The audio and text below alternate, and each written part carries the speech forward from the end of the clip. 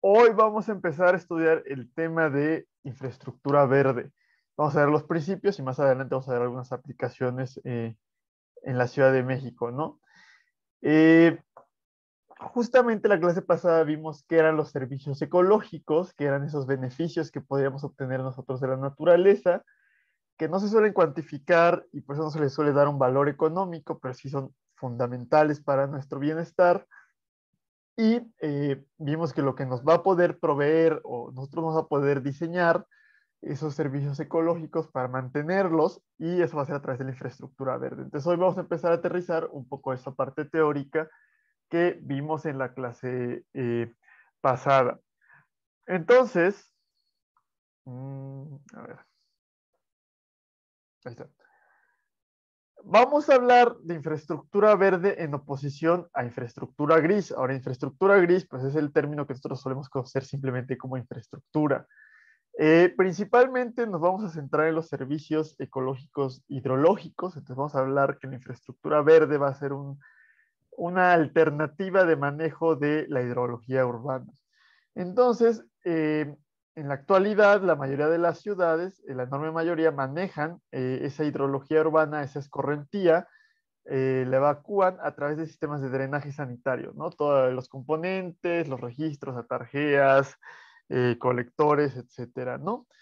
Pues como están hechos de concreto, por eso les llamamos infraestructura gris. Sin embargo, anteriormente, cuando los núcleos urbanos eran muy pequeños o en las poblaciones pequeñas, realmente la hidrología urbana se manejaba de manera natural, es decir, no había necesidad de evacuar eh, el agua que llovía, ¿no? Esa escorrentía, esa avenida hidráulica, porque simplemente escurría por la superficie, se iba infiltrando y eventualmente llegaba a ríos y lagos, ¿no? Además, como ya hemos mencionado, esos propios ríos y lagos tenían una cierta capacidad de tratamiento de la materia orgánica disuelta. Entonces, podían tratar por sí mismo, pues parte de esos residuos que emitíamos al agua, hasta que eventualmente fuimos demasiados y tuvimos que construir infraestructura gris para suplir ese servicio ecológico, que son las plantas de tratamiento de aguas residuales. El problema es que toda esa infraestructura urbana realmente rompe con el ciclo hidrológico. Bloqueamos la infiltración porque el concreto y el pavimento son prácticamente impermeables, eliminamos cauces naturales o modificamos el cauce del agua conforme lo que había naturalmente, modificamos pendientes, topografía, etcétera. Ya dijimos que perdemos servicios ambientales y hay que suplirlos con esta infraestructura gris, que es costoso y vemos que la infraestructura urbana trae impactos adicionales. No es mala la infraestructura gris, sino que más bien tiene externalidades, es decir, nos da muchos beneficios, pero también tiene afectaciones negativas. Se ha mejorado enormemente el nivel de vida en las grandes ciudades porque en el siglo XVIII, pues cuando tenías que aventar pues, todas nuestras excreciones por las ventanas a la calle, pues había muchos problemas de salud. Entonces, pues ya no existe el problema de la peste bubónica y cosas así. Y pues una gran parte de eso es debido a esa infraestructura gris de drenaje urbano. Pero las externalidades, que a mí mencionamos algunas, pues va a ser la contaminación difusa, aumentar el estrés hídrico del acuífero que ya mencionamos, también la isla de calor urbano que hemos tratado brevemente. Además, el cambio climático va a traer variabilidad, va a cambiar cómo funciona ese ciclo hidrológico. En algunos lugares va a llover más, en otros lugares va a llover menos, en algunos lugares va a ser más intensas las lluvias. Eh, y pues, por lo general no diseñamos la infraestructura gris ante estos eventos o ante estas variaciones y justamente hemos visto en últimos años, últimamente, pues cómo no está preparada esa infraestructura gris para eh, responder bien ante esos eventos. Tan solo, si ustedes recuerdan, hace un mes o 2 meses, llovió demasiado en la Ciudad de México y nuestro drenaje pues sale a la planta de tratamiento de Atotonilco y luego al río Tula. Y pues justamente Tula, la ciudad de Tula, se inundó un hospital y murió mucha gente y todo fue debido a que llovió en la Ciudad de México. Entonces, esa infraestructura gris pues no está bien preparada. Y se sigue proponiendo pues obras de control de inundaciones en lo que simplemente queremos revestir de concreto el río, convertirlo en un canal artificial y pues pensar que eso va a seguir funcionando ante eventos cada vez más extremos. Cuando hay, aparte de que vamos a matar el río, toda la flora, fauna que hay, y vamos a perder todos sus servicios ecológicos, pues en eventos extremos va a acabar fallando cotidianamente, ¿no? Entonces, vamos a tener otro tipo de ideología o de planeación que va a ser con la infraestructura verde que ahorita vamos a hablar. Entonces, parte de las afectaciones importantes en el ciclo hidrológico local de esa infraestructura gris es que tiene un menor tiempo de retención en la cuenca, es decir, el agua se mueve más rápidamente a través de la cuenca y hay un ciclo aumentado de erosión-sedimentación. Disminuimos la infiltración debido a la cubierta impermeable y entonces los escurrimientos naturales van a tener un menor flujo base porque hay un menor nivel de aguas subterráneas. Hay un mayor riesgo de inundación aguas abajo debido a la falta de infiltración porque aumenta la escorrentía y porque el gasto pico en el hidrograma es mucho mayor. Y eso lo he mencionado ayer, perdón, el lunes, en el mapa de servicios ecológicos, que se cambia el régimen de flujo. Y estos ecosistemas riparios, que son los ecosistemas de transición, que no es ni río ni tierra, sino que es algo intermedio entre los dos, vamos a cambiar ese régimen de flujo. Esa variación diaria, esa variación estacional va a ser diferente. Y además resulta que pues todo lo que está aledaño a un río suele tener un régimen de inundaciones periódicas. Es decir, es parte de la naturaleza que el río se desborde y cumple una función importante en el ecosistema. Obviamente para nosotros que se nos ocurre poner las casas donde cíclicamente se va a estar inundando de manera natural, es malo para nosotros y queremos evitarlo.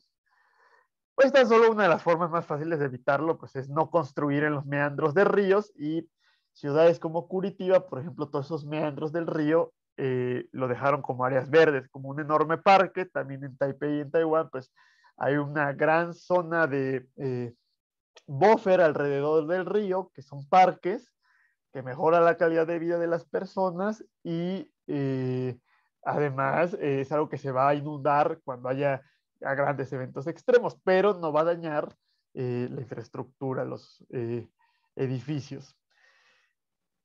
Entonces, realmente estas afectaciones suceden porque ese es el objetivo de la infraestructura gris. El objetivo del drenaje y en general de los diseños hidráulicos es mover el agua lo más rápido posible, deshacernos de ella lo más rápido posible. Entonces, vamos a ver que con la infraestructura verde la idea es un poco lo contrario. Entonces, pues ya hemos hablado un poco de la isla de calor urbano, donde tenemos una cubierta permeable del suelo, se infiltra y se recarga el acuífero y hay evapotranspiración de la vegetación que disminuye la temperatura por enfriamiento evaporativo. Si ponemos una plancha de concreto que tiene una absortancia mayor al suelo, a la vegetación, atrapamos más calor, impedimos que se infiltre, entonces aumenta la escorrentía, aumenta el calor porque también hay menos evapotranspiración. Entonces aquí tenemos más o menos un diagrama de cómo se comporta el porcentaje de lo que precipita y vemos que cuando hay cubierta natural, pues hay una importante infiltración, con cubierta impermeable casi no hay, pero lo que aumenta impresionantemente es la escorrentía superficial. Y por eso, pues cada vez en las ciudades tenemos peores inundaciones. Es nuestra propia culpa, porque estamos tapando esa forma natural de deshacernos de esa escorrentía extra, que sería con la infiltración. Entonces eso nos lleva a la idea de la infraestructura verde. Vamos a tener aquí una definición básica que van a ser sistemas físicos naturales que preservan y proveen servicios ecológicos en los asentamientos urbanos. Entonces va a ser elementos naturales dentro de las ciudades para darnos servicios ecológicos. Realmente las áreas naturales en las ciudades ya existen o ya deberían existir, ¿no? Por eso les digo que son áreas verdes. Pero la idea es que vamos a ir mucho más allá del área verde tradicional. Por eso va a ser un cambio de enfoque o más que construir nuevas cosas, bueno, o sea, hay que ampliar las áreas verdes, pero va a ser una nueva filosofía de la planeación. de esa infraestructura y también de cómo vamos a mezclarlo con el urbanismo y en las políticas públicas. Entonces, como va mucho más de que, o sea, ya no un parque solamente, o muchas veces lo diseñamos pues para que haya arbolitos cerca y para que haya recreación, pero realmente con la infraestructura verde vamos a ir mucho más allá. Por eso dice aquí que un parque va a ser mucho más que un solo parque. Vamos a tener esa función recreativa o estética, pero además vamos a complementar la infraestructura gris tradicional. Principalmente nos va a dar servicios ambientales hidrológicos, es lo que nos vamos a centrar en esta clase, pero bueno, también hay otro tipo de servicios ambientales que nos dan. Como por ejemplo disminuir la isla de calor urbano, también es un servicio ambiental climático más que hidrológico.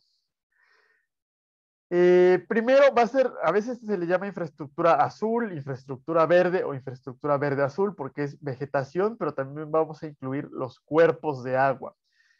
Y puede ser desde algo enorme como una reserva nacional, un parque de barrio, o sea, imagínense que puede ser Chapultepec o puede ser el bosque Tlalpan, pero también puede ser simplemente un camellón con vegetación, o puede ser una barranca, o puede ser una jardinera en una acera, o puede ser el jardín de su casa.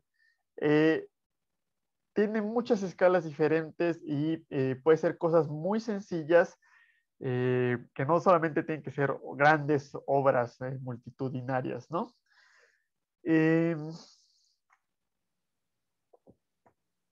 entonces, vamos a ver aquí, vamos a verlo aquí, en esta imagen, es lo que les mencionaba, ¿no? Funciona a diferentes escalas, es decir, puede ser desde una pequeña zona vegetada en un terreno hasta llegar a un barrio que va a ser una subcuenca, por ejemplo, y a toda la cuenca, que a lo mejor puede ser toda la ciudad, y tiene que ir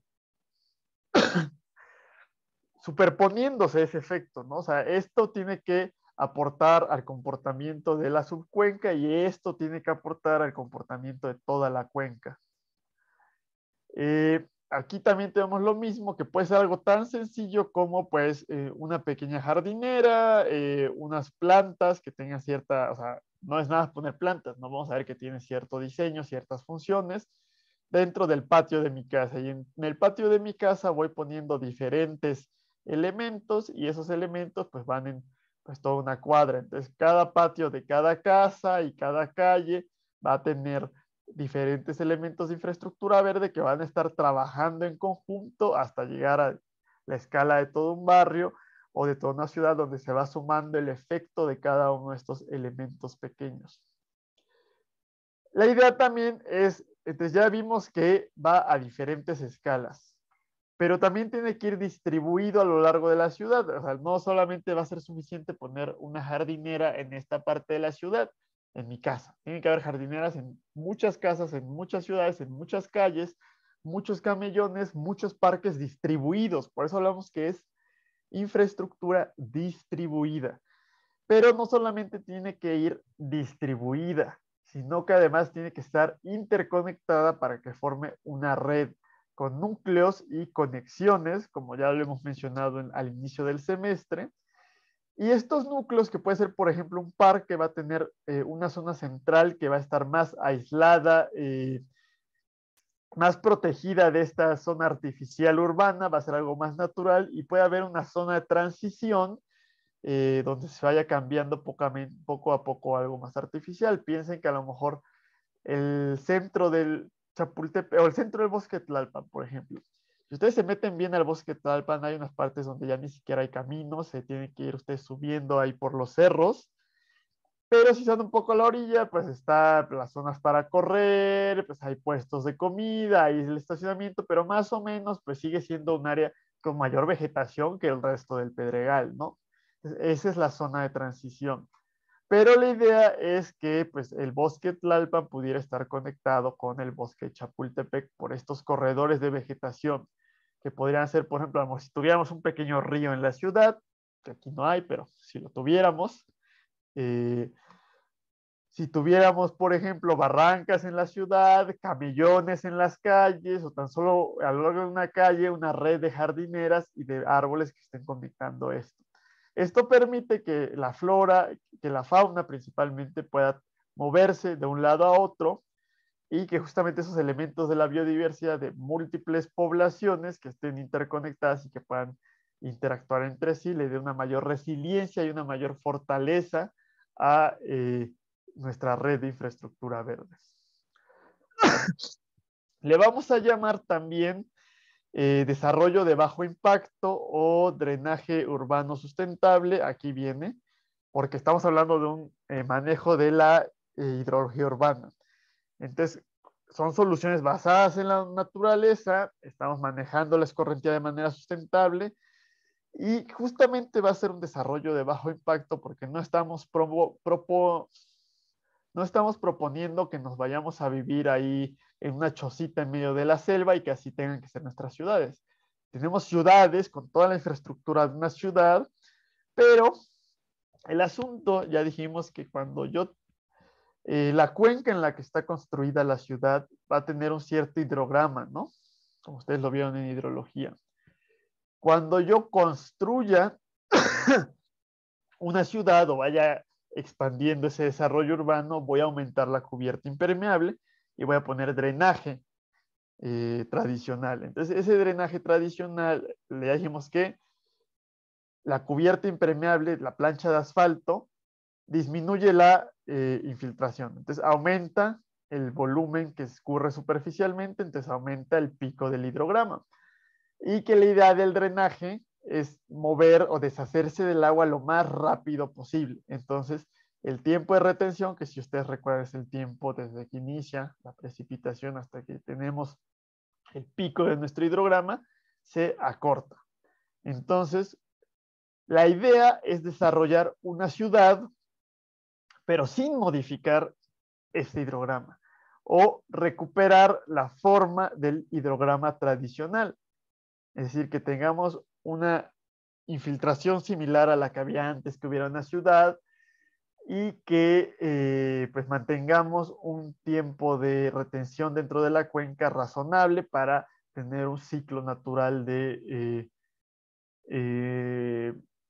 erosión, de sedimentación y disminuir ese riesgo de inundaciones.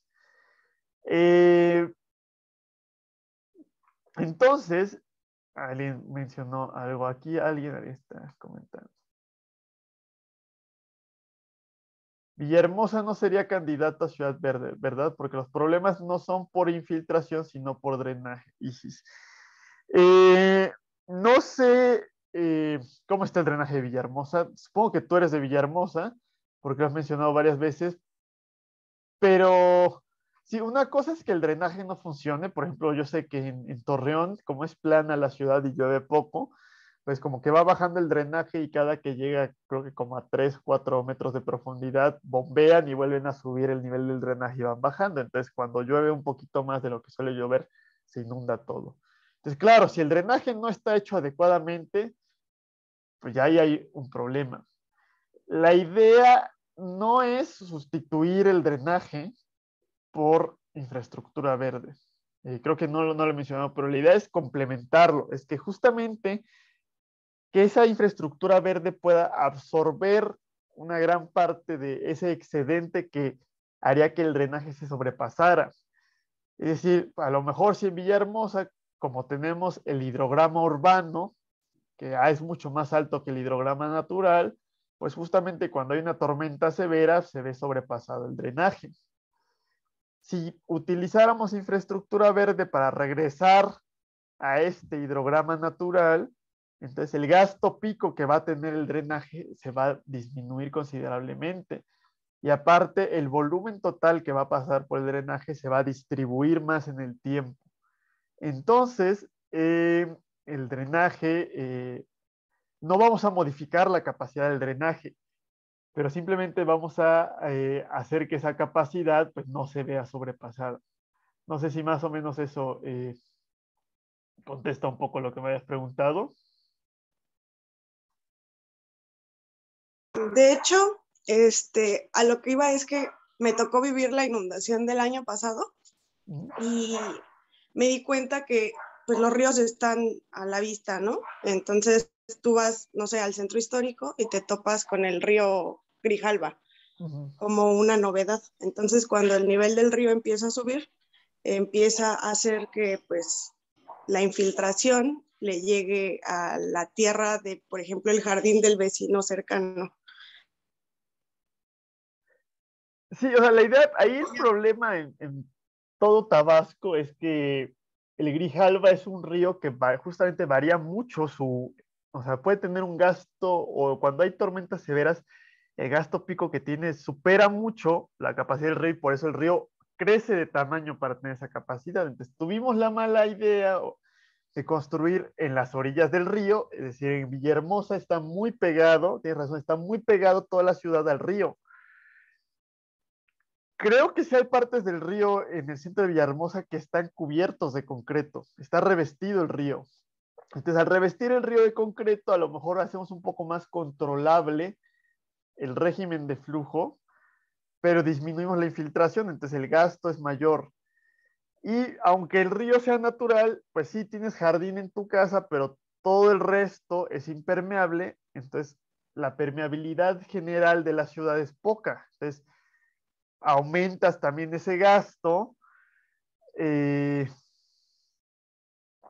y a lo mejor seguramente, tío, no sé cómo está el drenaje de Villahermosa, personalmente todo el drenaje se descarga al río.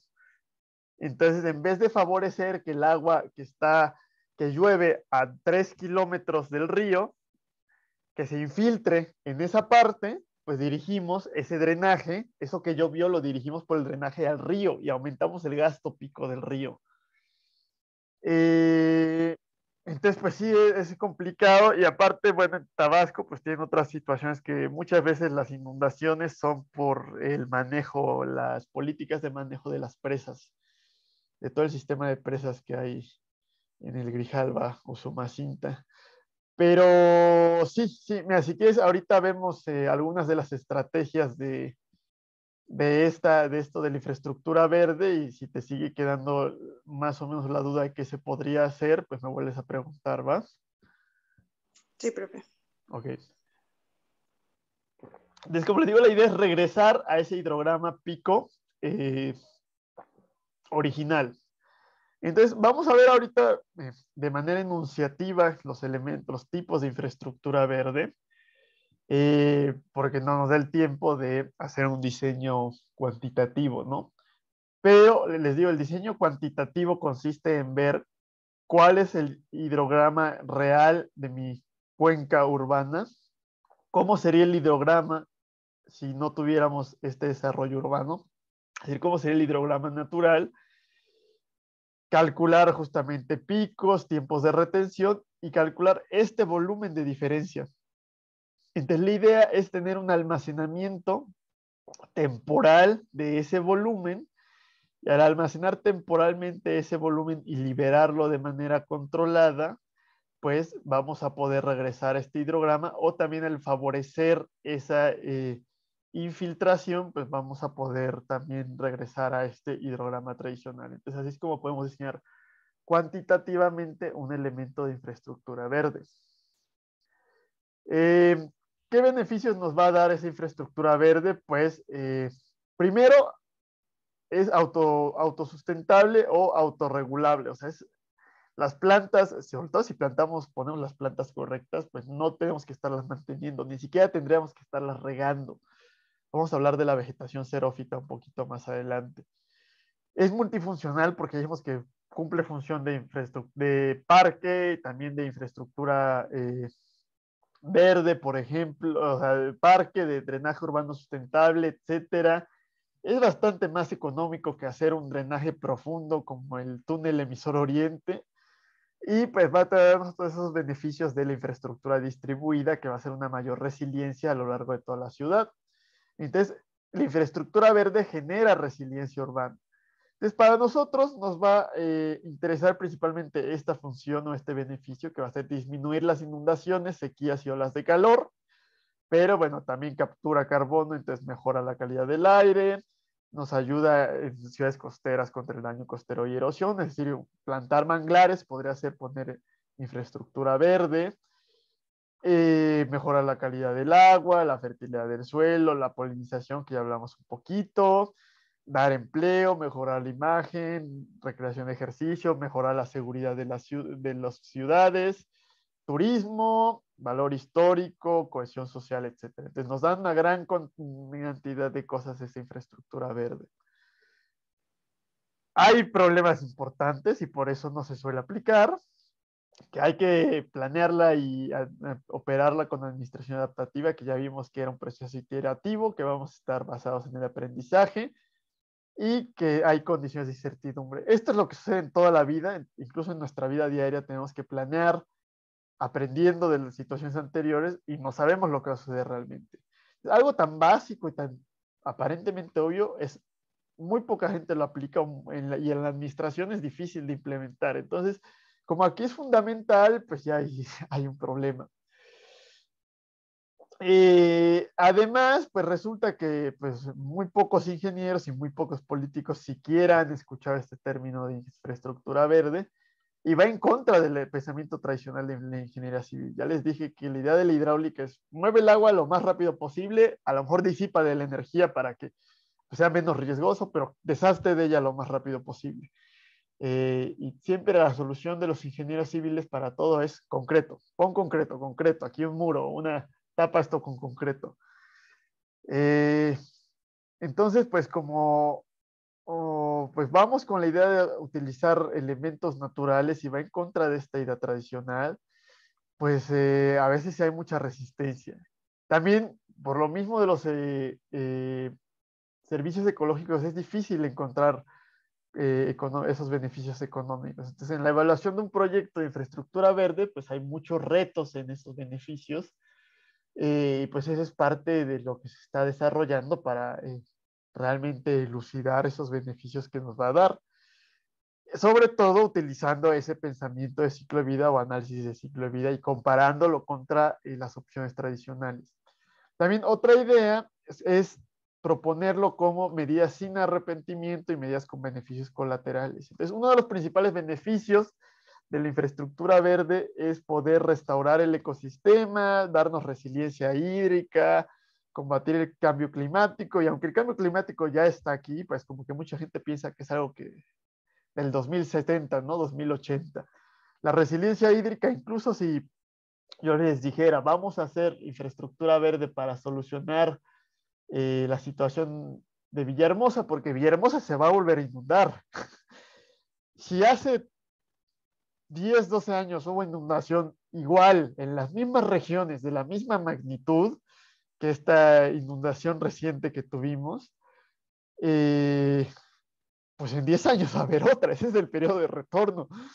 Y aún así, aunque digamos, vamos a hacer, si ustedes ven el reporte del gobierno de lo que pasó recientemente en Tabasco, las medidas que proponen, muchas son de, pues lástima, ¿no? De vez en cuando llueve fuerte, pero la mayoría de las medidas que proponen son exactamente las mismas medidas que se propusieron hace 10, 12 años. Entonces, si llegáramos ahorita a empezar a proponer infraestructura verde para disminuir el riesgo de inundación en Villahermosa, nos van a decir, bueno, pues eso es para 12 años, ¿no? Es algo muy lejano. Entonces, es algo como que lejano y difuso que no le importa mucho, como que los humanos no sabemos pensar más allá de unos 3 años. Entonces resulta que incluso aunque no se vuelva a inundar Villahermosa, no vuelve a haber una lluvia bastante fuerte o que el cambio climático resulta que no fue tan malo, que hay una fuerte probabilidad de que sí lo sea, hay otros beneficios secundarios. Es decir, bueno, instalé mi infraestructura verde con la motivación principal como esto, pero aunque esto no funcione, pues voy a generar empleos, voy a mejorar la calidad del aire, la calidad del agua, el bienestar de las personas, que son lo suficientemente buenos por sí solos esos beneficios. Claro, está diciendo Isis del proyecto de Dos Bocas. Pues sí, por ahí va un poco esos problemas de inundación y parte de eso que les comentaba yo de las políticas del control de las presas, ¿no? Y decidir qué se inunda y qué no se inunda.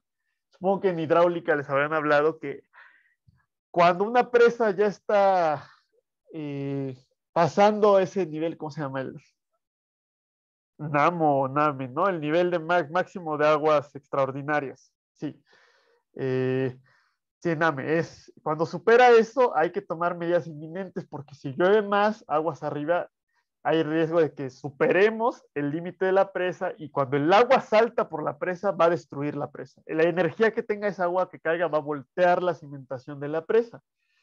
Entonces lo que se suele hacer es hacer una liberación controlada, una inundación controlada, es decir, libero agua para inundar aguas abajo, pero pues no es lo mismo que a lo mejor Villahermosa se inunde 1 metro a que pues llegue una corriente enorme de agua y se lleve a toda la ciudad y Villahermosa deje de existir. Obviamente, los que más se suelen ser afectados por esas inundaciones controladas, pues son las comunidades indígenas, los pueblos pequeños, y pues cuando se inunda de manera controlada es responsabilidad y culpa de, pues con agua. Entonces, con agua tendría que asumir todas las reparaciones porque, pues fue en parte por un mal manejo, una mala administración de las presas. Entonces, pues sí, ahí hay parte no solamente de la naturaleza de los fenómenos meteorológicos, sino de, pues justamente estas estrategias de administración. Entonces vamos a entrar ahora sí a algunos ejemplos básicos de infraestructura verde. Entonces el primero es la desconexión de bajada pluvial. Todas las casas deberían tener una bajada pluvial y tradicionalmente esa bajada pluvial va al drenaje, que idealmente una ciudad tendría que tener un drenaje pluvial y un drenaje de aguas negras, ¿no? Pero en la mayoría de las ciudades, si tenemos suerte, hay un drenaje combinado. Y el agua pluvial que suele tener una carga de contaminantes mucho menores, y esa carga de contaminantes es la carga de contaminantes que trae el asfalto, es esa fuente de contaminación difusa, pero es un agua que se puede tratar fácilmente o incluso en ciertas condiciones la podemos enviar directamente, descargar directamente a un cuerpo de agua. Pero al mezclarla con el agua negra que es muy contaminada, o sea, tiene una carga orgánica muy alta, pues estamos contaminando el agua pluvial y entonces ya el volumen total que hay que tratar es mucho mayor. Entonces, en muchas casas, pues realmente no hay bajada pluvial. Muchas veces cae así como cascadita cuando llueve del techo al pavimento, a la calle, o a veces pues hay un tubito que sale y ese tubito igual cae así como chorro a la calle. Idealmente tendrá que ser una bajada más controlada. Entonces, la idea es crear una bajada cuando no la existe, o si la bajada existe y cae a un drenaje combinado, desconectarla y enviarla a una área verde. Es decir, lo que llueve en el techo, en el área impermeable del techo, en vez de enviarlo al drenaje gris, que lo va a evacuar lo más rápidamente posible de manera superficial, lo envía a un área verde para que se infiltre y se evapore. Entonces, pues ya disminuimos ese volumen de escorrentía superficial y el gasto pico máximo del hidrograma. Como ven, es algo extremadamente sencillo, no tiene ninguna ciencia, y con poner una frase dentro de alguna norma, podríamos obligar a todo el mundo a hacer esto. Un poco más avanzado, pues es que cuando enviamos el agua a una zona natural, al suelo, el suelo superficial se va a saturar rápidamente, entonces puede empezar a escurrir superficialmente, sobre todo cuando llueve mucho, y como se va a saturar, o sea, se satura superficialmente y ya una vez saturado y que deja de llover, lentamente empieza a bajar, a infiltrarse, pero también empieza a evaporarse. Suele ser más rápida la evaporación que la infiltración, entonces pues, nos estamos deshaciendo de esa escorrentía, evaporándola, pero sería mejor si la infiltráramos para recargar el acuífero. Entonces, si enviamos eso a una capa ligeramente abajo, porque también esto suele estar un poco compactado y no tiene tanta infiltración que lo que hay unos cuantos centímetros más abajo, entonces aquí tenemos un pozo seco superficial, como ven tiene las características típicas de un pozo, pero pues nace es como una cubetita y está como a no más de 50 centímetros del piso y justamente ahí estamos favoreciendo que se evapore la menor cantidad posible y que la mayor cantidad se infiltre en el acuífero y no sea una escorrentía superficial. Entonces, o sea, podemos ir incluso más allá de dejar que el agua se infiltre en mi jardín.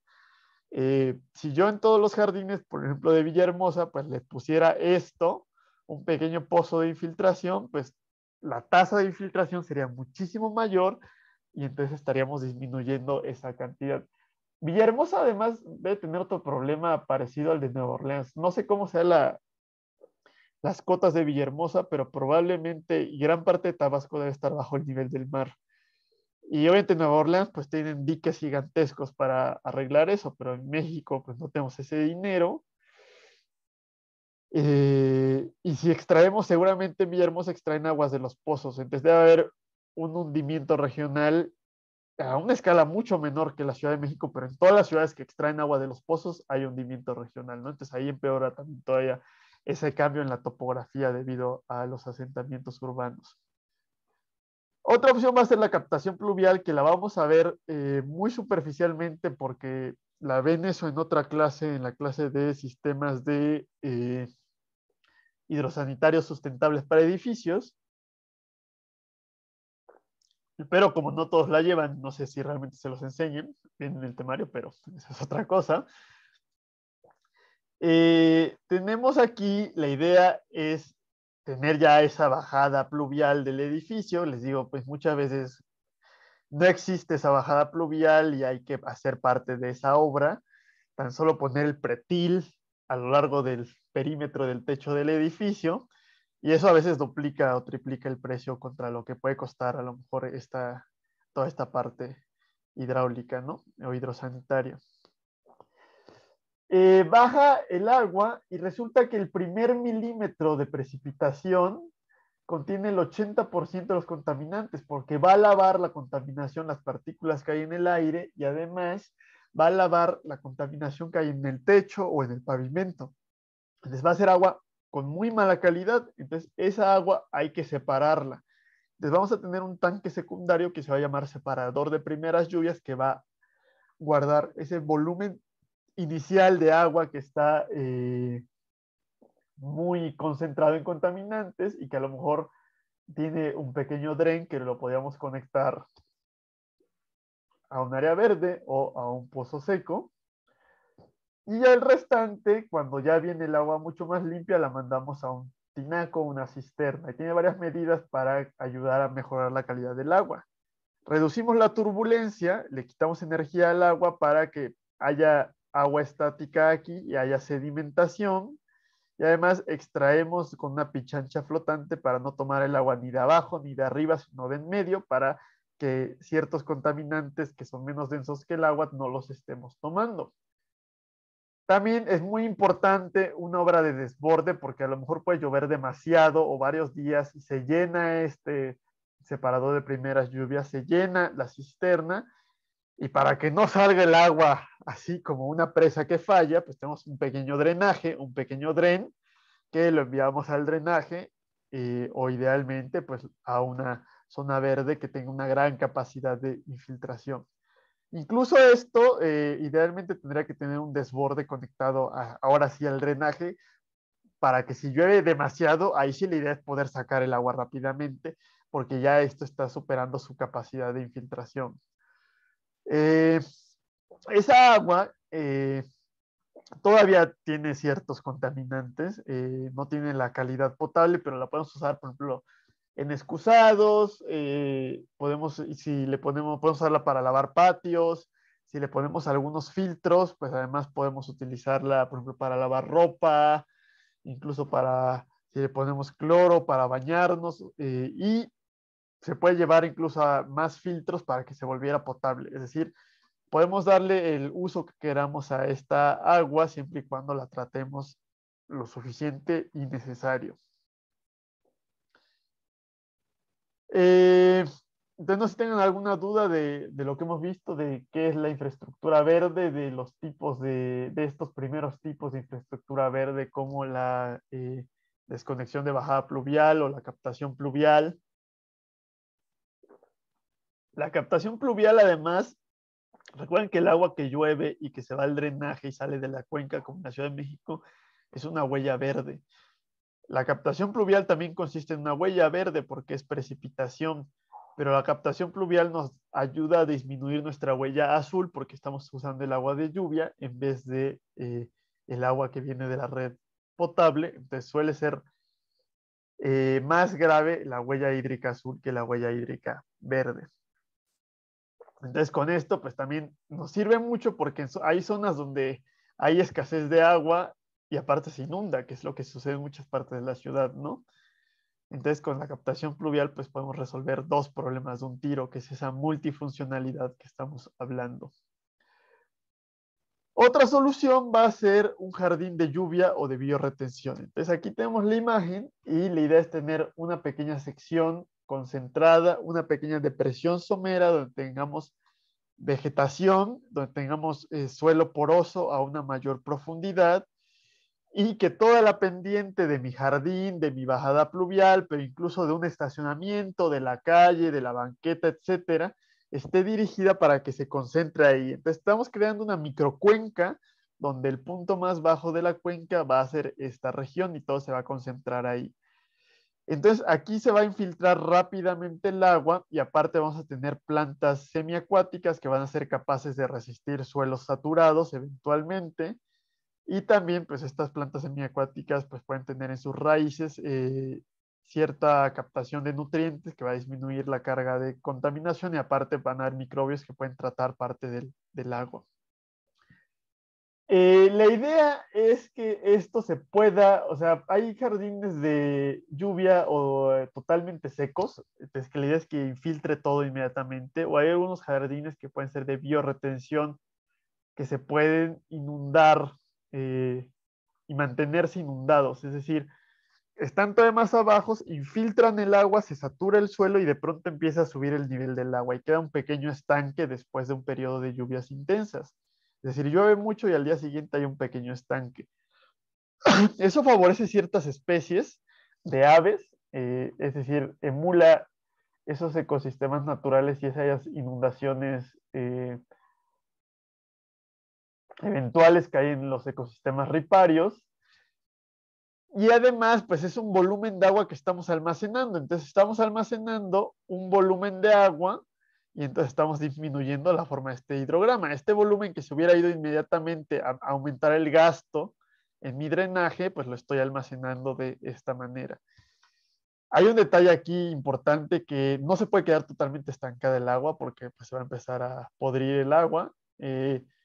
Entonces, nos mencionan varios artículos, pero son artículos europeos, estadounidenses o canadienses, mencionan que se debería infiltrar y volver a secar esto en 48 horas, pero en zonas tropicales, es decir, en Tabasco, en Chilpancingo, yo no haría eso, porque a las pocas horas ya van a haber moscos. Entonces, habría que ver si con 6 horas de retención podemos evitar ese problema o si es grave el problema, pues evitarlo totalmente, ¿no? Eh, hay otro tipo de jardines de biorretención más grandes. Imagínense que tenemos una zona de pasto totalmente y tenemos nada más una pequeña depresión con pasto. Si eso se llena, podemos tener un pequeño, la misma idea que se vuelva un laguito, o también podemos tener esa pequeña depresión, una pequeña cuenca que sea de concreto, por ejemplo, que tenga una cubierta impermeable y que pues sí se haga como un pequeño laguito, un pequeño espejo de agua cuando llueva. Perdemos ahí un poco la idea de la permeabilidad, pero pues también sí nos va a ayudar a ralentizar la avenida y va a ser un pequeño tanque de regulación o represa. Si ustedes tomaron obras hidráulicas y les hablaron de las medidas de control de inundaciones, pues esto es prácticamente la misma idea. Estamos hablando de esas presas rompepicos, pero a pequeña escala en una ciudad, pero presas rompepicos naturales, porque esas presas rompepicos existen en la naturaleza. Por eso también se genera ese régimen de inundaciones eh, eventuales en los ecosistemas riparios que les he mencionado. Otra opción es tener un espejo de agua permanente y aumentar el nivel de agua en una que aumente el nivel de agua en una tormenta. Tener un laguito, pero que ese laguito pueda subir su nivel de agua y obviamente tenga esa capacidad extra para el caso de una tormenta. Y esto existe ya un poco en la Ciudad de México. Si alguien vive en Xochimilco, pues ahí hay varios, ¿cómo se llaman estas cosas? Vasos reguladores. Hay vaso regulador por por el deportivo, como que entre el deportivo y la escuela de artes, la FAD, ahí hay un vaso regulador. Había un vaso regulador por periférico en Cuemanco, pero pues ya la mitad lo mataron construyendo un paso a desnivel. Hay otro vaso regulador en el norte que es el vaso regulador El Cristo en Azcapotzalco, pero ya ese es de aguas residuales. Y también por el centro Banamex atrás está una presa que es la presa San Joaquín, que también es un vaso regulador, que es la idea de pues un cuerpo de un espacio que por lo general no tiene agua. Hay de hecho, si ustedes van allá a Xochimilco, hay árboles y hay vegetación, pero cuando llueve se llena totalmente de agua y eso evita que se sobrepase ese sistema de drenaje urbano. Otra opción va a ser, y también podemos plantarle árboles, que es importante.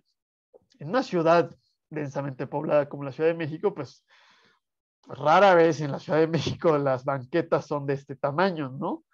Entonces tenemos jardineras más pequeñas como esto, pero aún con estas jardineras, pues podemos hacer algo, ¿no?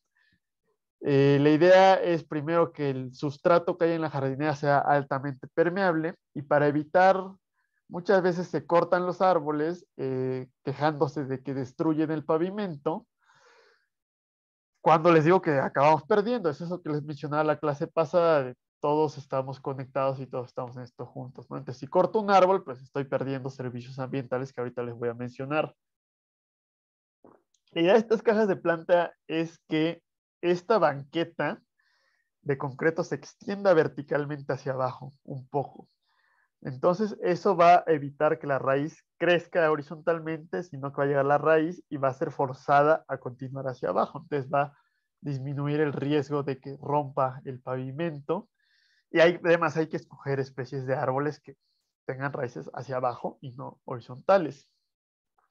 Como ven, aquí está hecha toda la pendiente de la calle para que caiga el agua en esta región y se infiltre.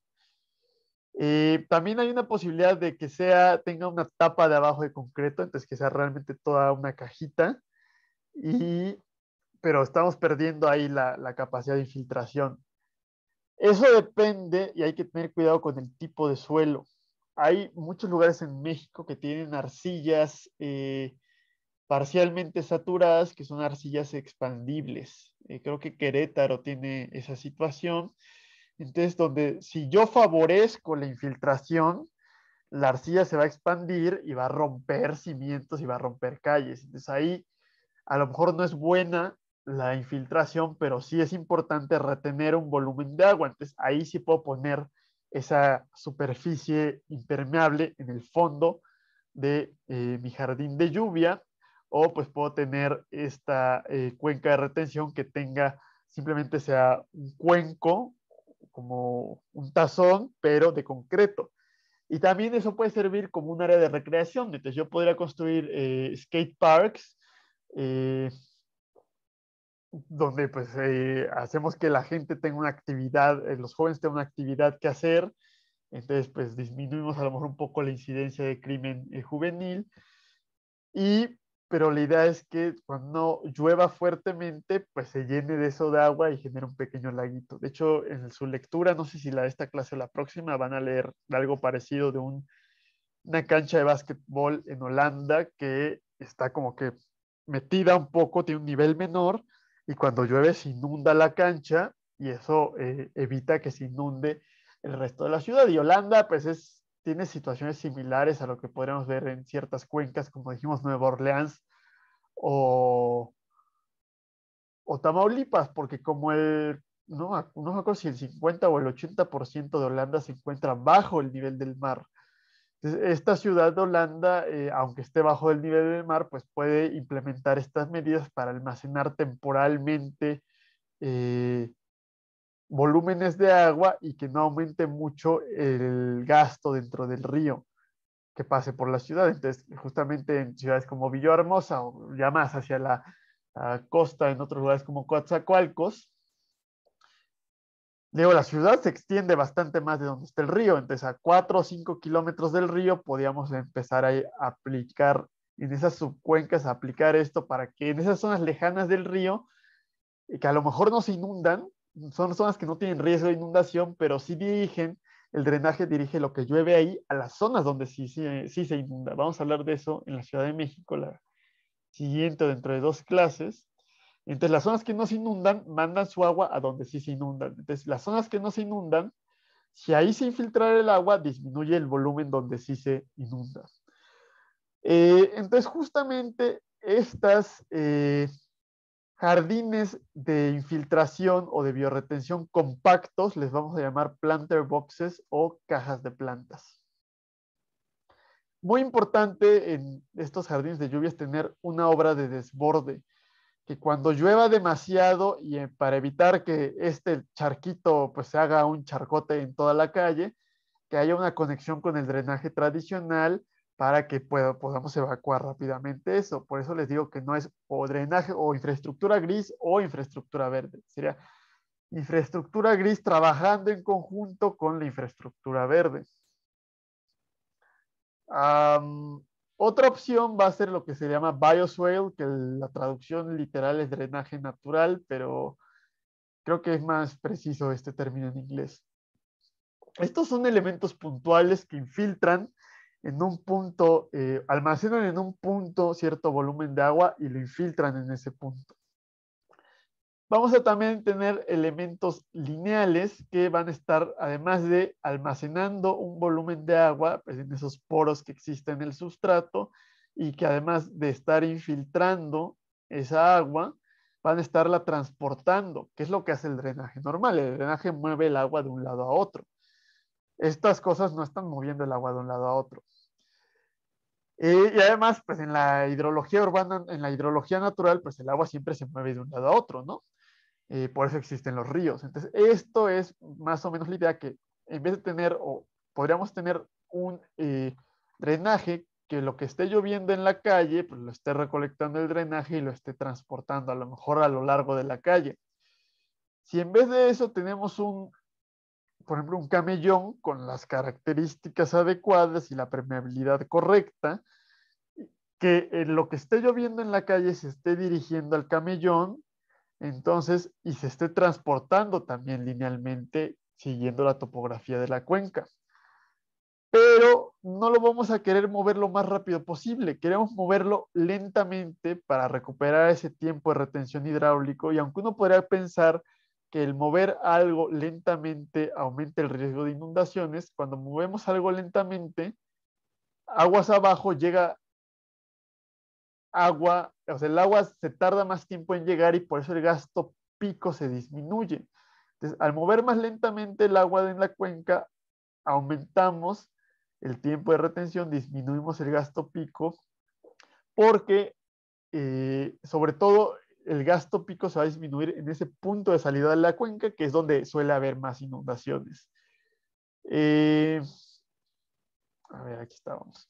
Entonces, aparte de estar, ya no, aparte de mover el agua de un lado a otro, como lo haríamos en un drenaje normal, el gasto va disminuyendo. Bueno, en un drenaje normal el gasto va aumentando conforme va avanzando porque va captando lo de toda la calle, ¿no? Aquí también va a ir aumentando el gasto, pero no va a ir aumentando tan rápidamente porque parte del gasto se va a evaporar y también a evapotranspirar por la vegetación, por eso también es importante la vegetación, y otra parte se va a infiltrar.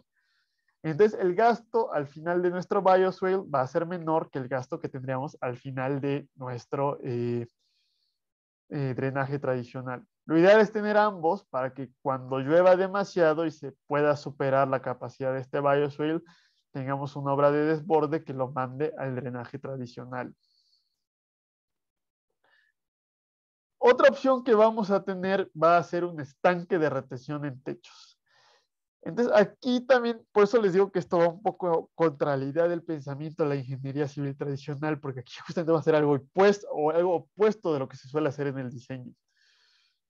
Digo, normalmente la azotea tiene un pretil, es decir, tenemos el suelo y también tenemos como que una bardita pequeña alrededor de la azotea. tiene que haber una pendiente que se dirija a un punto en particular donde esté la bajada pluvial, y esa bajada pluvial tiene que tener una capacidad de descarga fuerte, muy alta, para que no haya acumulación de agua, para que todo lo que llueva se salga y no empiece a aumentar el nivel del agua que se pueda desbordar. Entonces, la idea es tener una capacidad de descarga muy amplia para que no haya acumulación de agua en la azotea. Pero, ¿qué pasaría si levanto un poco más el pretil y mi capacidad de descarga, que está al nivel del techo, le pongo una constricción, limito esa capacidad de descarga? Como va a llover más de lo que puede sacar mi bajada pluvial, se va a empezar a acumular esa agua en mi azotea. Entonces estoy teniendo efectivamente una represa y estoy teniendo efectivamente una bioretención, un jardín de lluvia, o sea, estoy almacenando un volumen de agua en mi azotea, y al almacenar ese volumen de agua estoy bajando el gasto pico.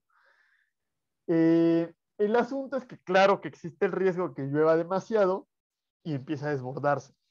Entonces la idea es tener dos bajadas pluviales. Una bajada a nivel de mi piso, que tenga una capacidad baja para que pueda haber acumulación, y una bajada ligeramente más arriba, que sea mi nivel máximo de mi presa, que sería como la obra de descarga en una presa, que tenga una capacidad de bajada muy amplia, para que si llueve demasiado, pues tengamos esa obra de desborde. Entonces les digo que es lo mismo de hidráulica. Si yo construyo una presa, pues hay una salida por donde envío el agua a lo mejor al cuarto de máquinas o para riego, que tiene una cierta capacidad, pero más arriba del nivel máximo de aguas está la obra de desfogue. Y la obra de desfogue tiene una capacidad de descarga impresionante, varios órdenes de magnitud mayor a la otra obra. Aquí estamos haciendo lo mismo. Estoy haciendo que mi azotea sea una pequeña presa que almacena un volumen de agua. Y entonces baja ese pico que puede haber en un drenaje tradicional. Obviamente, les digo, es contrario a lo que se suele hacer. Y como es contrario, hay que tener mucho cuidado que la estructura resista esa carga accidental. Es decir, habría que, si diseñamos desde el inicio, pues habría que tomar en cuenta esa carga accidental, que va a ser mayor que la carga en la azotea por norma. O, pues si lo vamos a adaptar posterior a su construcción, pues hay que evaluar si realmente lo resiste. Entonces aquí está más o menos la idea. Yo tengo mi azotea y tengo un pretil relativamente alto, tengo una bajada pluvial con constricción o con capacidad de descarga baja, y más arriba tengo acá, esta es la otra obra de descarga, la otra bajada pluvial con amplia capacidad. No, es esta es la que tiene capacidad restringida, y esta es la que tiene la capacidad más amplia. Entonces, normalmente, pues va a llover más de lo que puede sacar esto, entonces se empieza a acumular el agua, almacena un volumen de agua, y cuando llueve demasiado, pues sí lo desfogo rápidamente. Esta imagen tiene más cosas porque tiene unos controles automáticos, ¿no? Pero no es necesario tener eso, se puede hacer de manera manual, controlando el diámetro de estas bajadas. Y aquí es algo interesante. Esa infraestructura verde no solamente va en la zona de orden público, no solamente es infraestructura pública, sino también podemos hacer infraestructura verde en zonas privadas. Entonces, infraestructura verde pública y privada. Entonces, si ustedes recuerdan la primera clase, o la segunda creo, donde dijimos que, no, era como la tercera, que un edificio tenía una responsabilidad con su medio urbano que tenía alrededor. Por eso un edificio es sustentable de acuerdo con el lugar en el que esté. Y como un edificio va a generar un impacto, va a requerir, o sea, si había una casa, la tiro y hago un edificio, entonces voy a requerir más agua, más electricidad, entonces voy a aumentar esa demanda de los servicios públicos. Entonces, no solamente un edificio puede tomar y exigir más de los servicios públicos, sino que puede aportar algo. Si yo en el techo de mi casa o en el techo de mi edificio puedo retener cierto volumen de agua, entonces estoy disminuyendo esa carga del drenaje urbano público. Entonces, pues, estoy aportando dentro de mi edificio o a través de mi edificio estoy aportando a la resiliencia urbana general. Entonces, es importante esa parte de los elementos públicos privados de la infraestructura verde. Otro tipo de infraestructura que vamos a tener va a ser los humedales artificiales. Entonces, espero que les hayan hablado de esto. Bueno, no, creo que la clase de tratamiento de aguas residuales es optativa, ¿no? Pero en tratamiento de aguas residuales, a veces les hablan de esto, a veces no. Un humedal natural es un ecosistema que va a ser por lo general plano, que va a tener el suelo totalmente saturado y que aparte a veces puede estar inundado. Entonces puede inundarse intermitentemente o puede estar inundado permanentemente. Entonces un pantano es un tipo de humedal, pero también en las orillas de los ríos, en esa pequeña transición entre el río y la parte terrestre o el bosque, hay una zona que se llama la zona riparia y suelen ser humedales, donde hay estos cardos. Toda la orilla del lago de Texcoco era un humedal, entonces Xochimilco son humedales, todas las chinampas se construían en humedales. Lo interesante es que tiene una combinación de zonas aerobias y zonas sin oxígeno, que tienen una enorme biodiversidad y ofrecen una gran cantidad de servicios ecológicos, pero que estamos acabando con ellos. Ya hemos perdido el 87%. Lo más interesante aún es que se pueden crear humedales artificiales que traten el agua residual y que aparte incluso ya hay unas tecnologías con las que se puede generar electricidad. Entonces, esta es la idea, ¿no? Yo envío el agua residual, la voy pasando por el suelo saturado, entonces los microbios que hay en las raíces de ciertas especies de plantas tratan el agua hasta llegar a agua limpia. Si el agua si está inundado permanentemente, pues sí, en esta parte vamos a ver el agua residual, pero si solamente está saturado el suelo, yo podría ver un área verde, un jardincito, y no darme cuenta que está tratando aguas residuales. Y no tendría por qué oler. Entonces, eso es lo interesante, que por ejemplo, puedo tener un humedal artificial en interior que esté tratando el agua residual y que la gente nunca se dé cuenta y simplemente lo vea como una jardinera. O en un centro comercial, por ejemplo. También esta es otra solución interesante donde tenemos un estanque y tenemos pues vegetación como en unas chinampas móviles, y entonces podríamos irlo moviendo para ir tratando diferentes regiones, ¿no? Esto es algo que podría hacerse en ciertos cuerpos de agua muy contaminados, por ejemplo en Valle de Bravo. Entonces, ese humedal artificial pues también nos va a proveer con enfriamiento evaporativo por la evapotranspiración de las plantas y eso va a reducir la isla de calor urbano o puede ser una estrategia de control térmico en un edificio. Aparte de darnos otro beneficio que puede ser el tratamiento de aguas residuales y el beneficio estético. Por eso les digo que tienen muchos o múltiples beneficios estos elementos de infraestructura verde. El siguiente elemento que vamos a ver va a ser el dosel arbóreo. Creo que ya es no, todavía no es el último. El dosel arbóreo simplemente, dosel se refiere a esta parte de la copa de los árboles. Entonces, en un bosque, en una selva, el ecosistema se parte en diferentes niveles. Hay un ecosistema a nivel de piso, un ecosistema a nivel de las ramas y otro ecosistema a nivel de la copa de los árboles y viven diferentes especies e interactúan de diferentes maneras en cada región. Entonces, ese dosel pues va a ser esas copas interconectadas que nosotros podemos formar en una calle si tenemos los suficientes árboles y los suficientemente frondosos. Los beneficios son evidentes al darnos sombra, disminuir ese efecto de isla de calor urbana, enfriamiento evaporativo, pero hay otro beneficio interesante.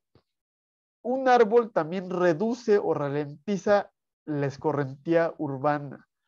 Imagínense que cae una gota y cae directamente al pavimento y tarda cierto tiempo en caer y después pues se va al drenaje, ¿no?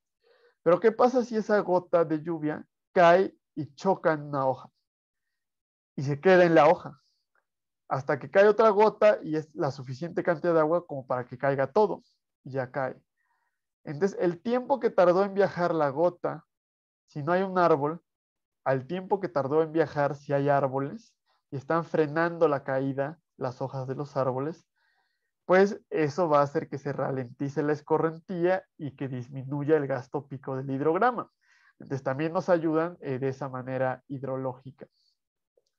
El problema es que el dosel arbóreo es bastante afectado, pues muchas veces se le ocurre a la gente de, ay, hay tráfico en esta calle, vamos a cortar estos árboles y hacemos otro. Y a mí en mi clase de transporte me dijeron, pues, qué va a valer un árbol o por qué vamos a no tirar un árbol por construir, por disminuir el tráfico, ¿no? Pero ese argumento fácilmente se extiende, pues, son 10 árboles, ¿no? Córtalos todos. Luego la gente se queja de que se inunda la calle, que hace un calor inmenso, etcétera, ¿no? Entonces, tienen unos beneficios importantes los árboles en las calles y pues no hay que favorecer cierto transporte que aparte que es individual, entonces favorece a la gente que más dinero tiene, aumenta la contaminación, pues y aparte estamos perdiendo esos servicios ambientales. Además, se tiene la idea que una hoja de un árbol suele filtrar, o sea, que un árbol suele filtrar el aire, pero no es realmente así lo que pasa. Lo que pasa es que las partículas suspendidas se quedan, se pegan a las hojas de los árboles y así disminuye un poco la contaminación, pero no quiere decir que pase como que por un filtro que absorba aire contaminado y saque aire limpio. No funcionan así realmente los árboles. La siguiente solución que vamos a tener va a ser un tanque de tormenta, que va a ser más o menos la misma idea que teníamos nosotros cuando teníamos el estanque en la azotea. Vamos a tener un tanque donde toda la microcuenca de mi edificio, de mi estacionamiento a lo mejor, se va a dirigir ahí. Naturalmente lo hacemos con nuestro drenaje, pero en vez de enviarlo directamente al drenaje, vamos a mandarlo a un tanque y este tanque va a ser un tanque de regulación. Entonces el tanque de regulación tiene mayor capacidad de entrada que de salida y como entra más de lo que sale, es un fenómeno dinámico y se va llenando lentamente esa cantidad de agua que tenemos. Entonces almacenamos el volumen y entonces el gasto que sale aquí es menor que el gasto que está saliendo aquí. Entonces el gasto pico en el drenaje público es menor porque estoy almacenando un volumen de agua aquí. Hay una obra de desfogue por si se llega a superar la capacidad del tanque tormenta, eso sí es importante. Y ya eventualmente, cuando acaba de llover, pues sigue saliendo el agua y entonces se mantiene este gasto por más tiempo, pero a una menor intensidad. En muchas ciudades del mundo es obligatorio para grandes edificios el construir esto.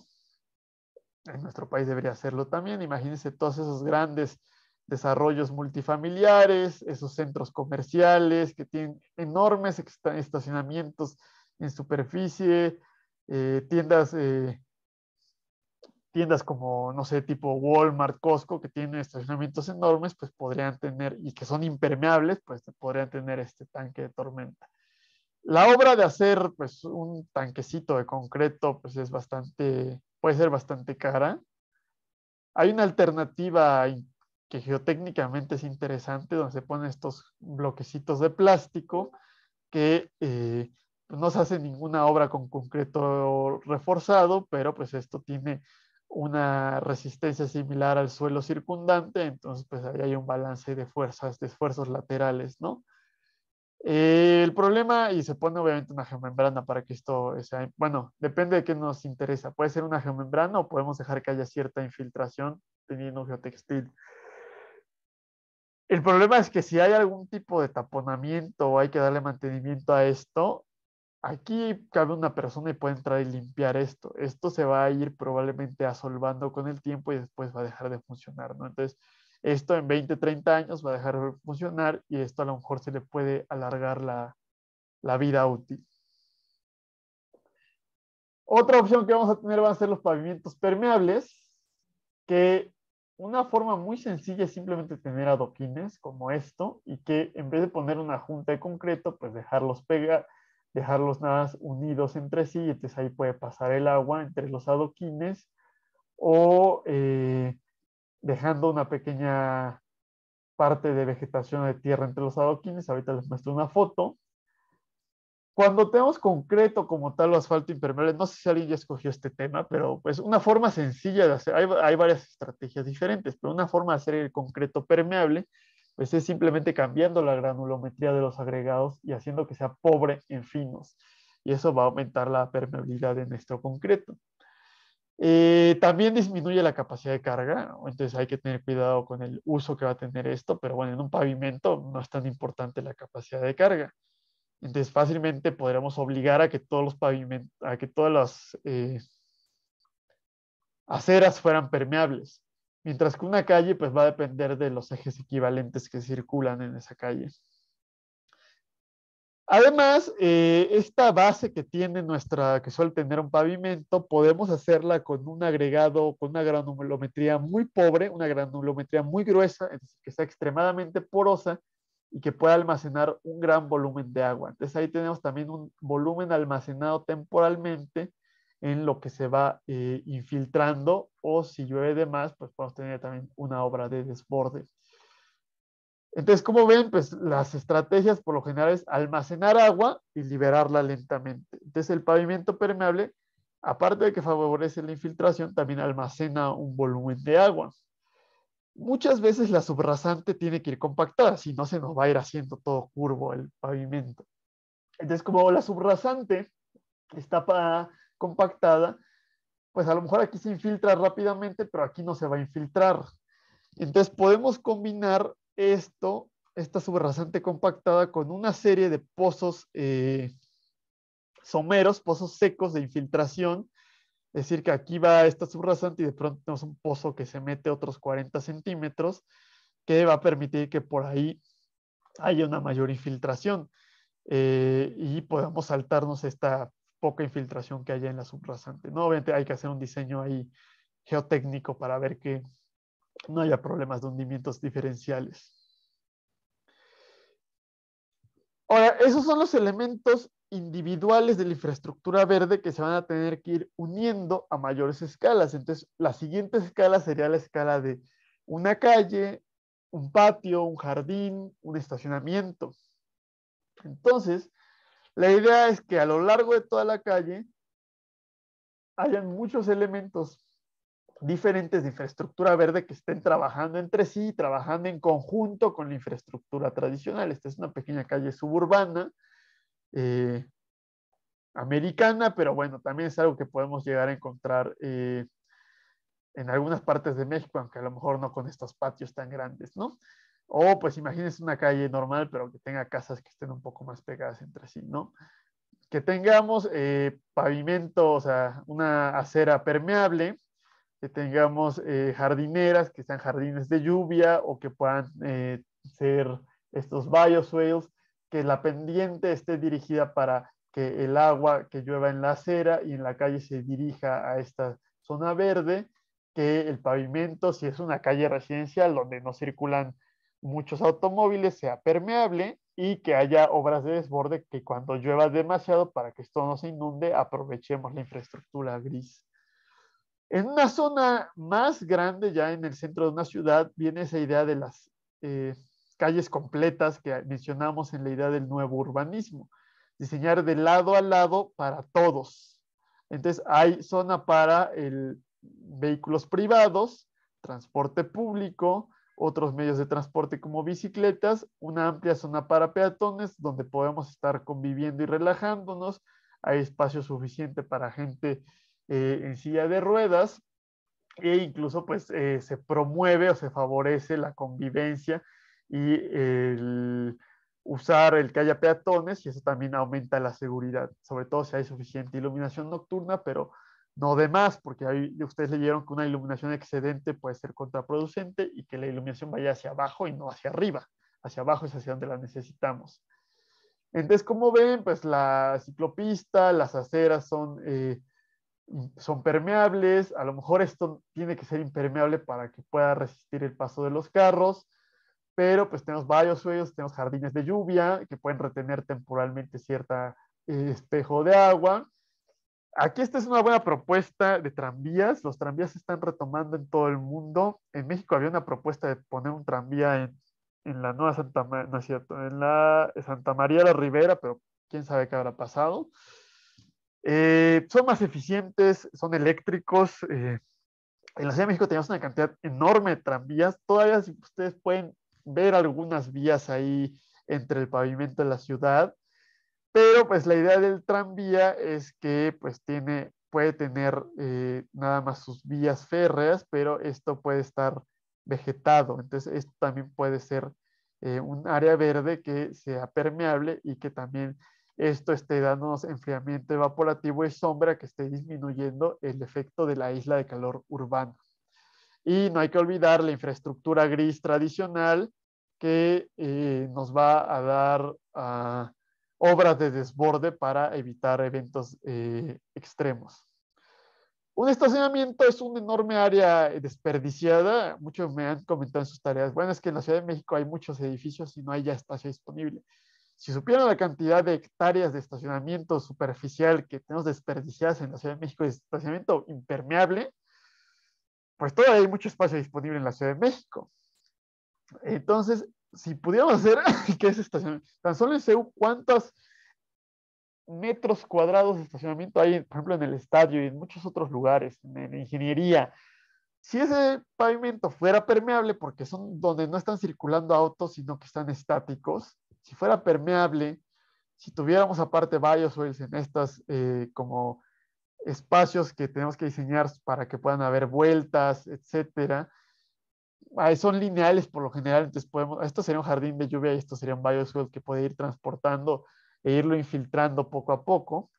Entonces, pues todas esas hectáreas desperdiciadas serían hectáreas que estarían infiltrando y disminuyendo la escorrentía urbana. Aquí hay, por ejemplo, un ejemplo ya práctico de una infraestructura verde. Como ven, esto hueco está para que todo lo que lleva en el estacionamiento vaya para acá. Ahí se ve la obra de desborde que manda el drenaje. Se ve que hay cierto tipo de vegetación especial que puede resistir esta inundación. Hay un espejo de agua porque recién llovió o está lloviendo. Y hasta está combinado aquí con un techo con paneles solares. Este es un tipo de estacionamiento típico. Hay muchísimos a lo largo de la ciudad. Entonces, pues esta separación entre estos dos autos, pues habría que aprovecharla con sus árboles de mayor tamaño, que tuvieran también, esto estuviera diseñado para que favoreciera la infiltración, para que almacenara un volumen de agua, para que la pendiente dirigiera el agua hacia acá. Aquí está la idea de los adoquines. Una forma de hacer pavimento permeable, pues simplemente es que haya cierta vegetación entre nuestros adoquines. Obviamente esto pues, solamente serviría para un estacionamiento, pero es una solución facilísima. Obviamente tiene que estar bien compactado para que no se hunda. Pero pues esto podríamos obligar a que se hiciera en todos los estacionamientos, ¿no? Sería algo bastante bueno. Hay que tener cuidado con el tipo de estacionamiento, ¿no? Porque si son para grandes camiones, pues suelen tirar mucho aceite esos camiones y eso puede contaminar el acuífero. La otra solución pues sería tener mejores estándares ambientales para para los vehículos de carga en nuestro país, pero bueno.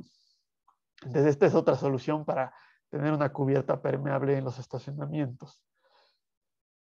Los parques, pues también se tienen que diseñar con la idea de que sean zonas de recreación, pero para que incluyan o se conecten con todo esto. Es decir, podríamos conectar elementos pequeños de infraestructura verde, a lo mejor dentro de cada edificio, y que esos elementos de los edificios se conecten con la calle completa y que la calle completa se conecte con los estacionamientos y todo se envíe a los grandes parques y bosques urbanos que tengamos.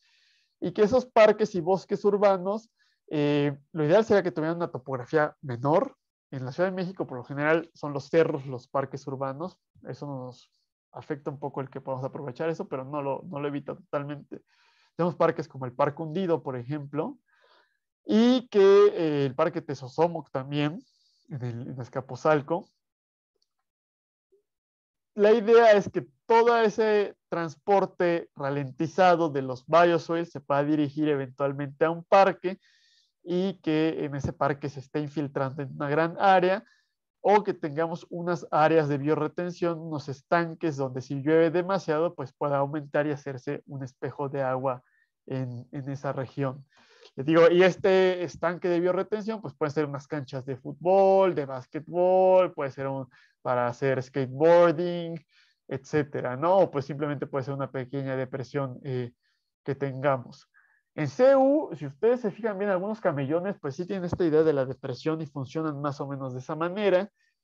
En satélite también hay unos camellones que son canchas de fútbol y más o menos tienen esta idea. Obviamente tiene que estar bien planeado para que cuando llueva, pues no se lleve las porterías, por ejemplo, que fue lo que sucedió en Monterrey, que se les ocurrió usar el río Santa Catarina como canchas de fútbol y como estacionamientos, y no se les ocurrió, o sea, no era necesariamente malo, pero no se les ocurrió qué hacer cuando lloviera demasiado y subiera a ese nivel del río.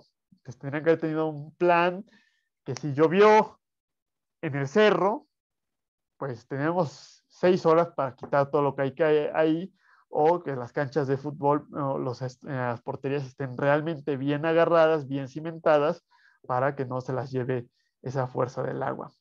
Entonces, como ven, pues todo se va conectando a diferentes niveles y también lo podemos conectar con infraestructura azul, con pequeños lagos, pequeños estanques que van a tener fauna especial, van a tener polinizadores con flores y pues también son bastante estéticos y bastante atractivos para mejorar la calidad de vida de una ciudad. Entonces, esos son los elementos principales de infraestructura verde. No sé si tengan alguna duda acerca de la infraestructura verde.